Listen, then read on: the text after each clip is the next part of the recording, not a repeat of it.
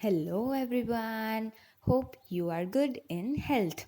We are discussing water for all, in which we discussed dams in our previous session. Let us now study water harvesting. Water harvesting is collection and storage of water. Watershed management give emphasis on the scientific soil and water conservation in order to increase the biomass production. What is the aim to develop primary resources of land and water? So, the aim to develop primary resources of land and water is to produce secondary resources of plants and animals for use in a manner which will not cause any ecological imbalance. So, that is the main purpose of developing primary resources of land and water. And what is that aim? That it will not cause any ecological imbalance. Watershed management not only increases the production and income of the watershed community. On the other hand, it also mitigates droughts. Mitigates means it makes less severe, it gives less pain, less severe to droughts and floods, and it increases the life of downstream dams and reservoirs. Various organizations have been working on rejuvenating, which means to make the better ancient systems of water harvesting as an alternative to the mega projects like dams. So that was the another thing to construct the mega projects like dams.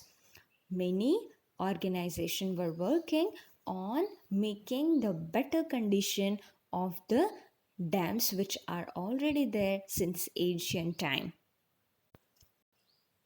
These communities, these organizations have used 100 methods for water saving to capture every trickle of water that had fallen on their land. You can see how much they have contributed to save one drop of water which fall on their land. What did they do? They dug small pits and lakes so that the water will be saved. Also, they have put in place simple watershed system, simple water reservoirs. They also set up rooftop water collecting units so that the rainwater can be stored by this rooftop water collecting units. They also built some earthen dams. What are earthen dams? The dams which are built of soil material, mainly soil, clay, like this. So they are earthen dams. So these people built small earthen dams also. They have constructed dikes also. What is the meaning of dikes? The wall to prevent the water which is covering an area so that the water cannot be flown away. So, as shown in the figure, they construct wall so that the water will be saved, will not be flown. The people have constructed sand and limestone reservoirs. And as a result of this watershed management, recharged groundwater levels and brought rivers back to life. Water harvesting is an age old concept in India. Khadins, that is one of the water harvesting system in ancient India. People were using tanks for water management, water harvesting in Rajasthan. Nadis in Rajasthan. Nadis are what? The channel to flow water. So these things, nadis, tanks, and khadins were used in Rajasthan. Then bandaras in Maharashtra, bandis in Madhya Pradesh and Uttar Pradesh, ahars and pines in Bihar, kuls in Himachal Pradesh, ponds in the Kandi belt of Jammu region, and iris tanks in Tamil Nadu, surangams in Kerala, and kattas in Karnataka. What are this all? This all are ancient water harvesting systems, and some of these are still in use today. And for that, the best example is Khadin system, which is still used today for water harvesting. Water harvesting techniques are highly local specific and the benefits are also localized, giving people control over their local water resources ensures that mismanagement and over exploitation of these resources reduced or removed, which means when the local people are involved for water management, what happened? The disadvantages were removed. And what are the disadvantages? Mismanagement and over exploitation. That all things were reduced and somewhere it is removed also. The water harvesting structures are mainly crescent shaped earthen dams. As I already told you, what are the earthen dams? Dams built of soil material like sand and clay.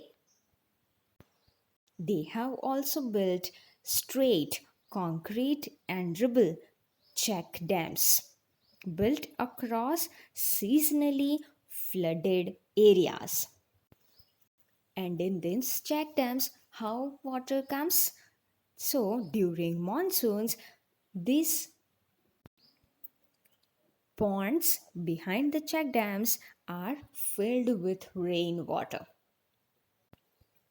Only the largest structures hold water year round. Most dry up 6 months or less after the monsoons.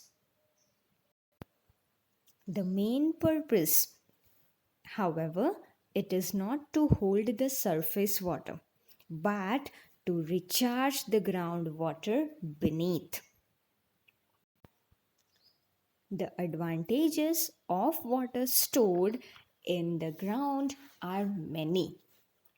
It does not evaporate but spreads out to recharge wells and provide moisture for vegetation over a wide area. So this is the first advantage of storing water in the ground. What it is?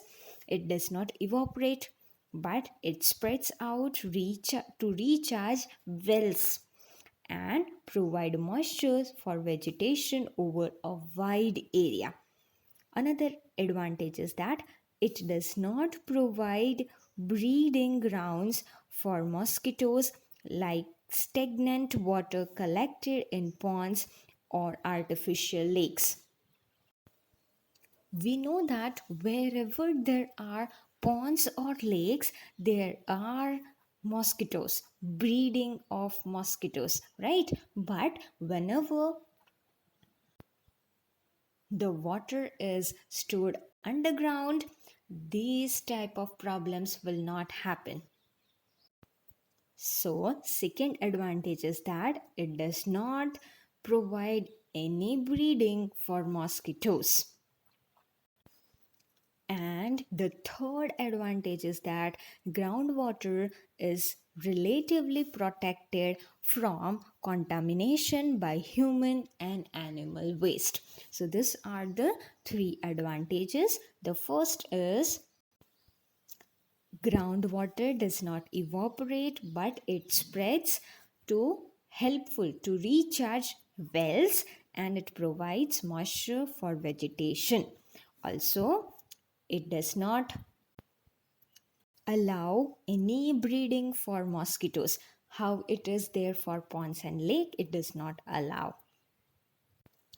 And the last advantage is that it is protected from contamination of human and animal waste. So this is all about water harvesting, where we learned different water harvesting system in ancient time, and also we learned the advantages of water harvesting.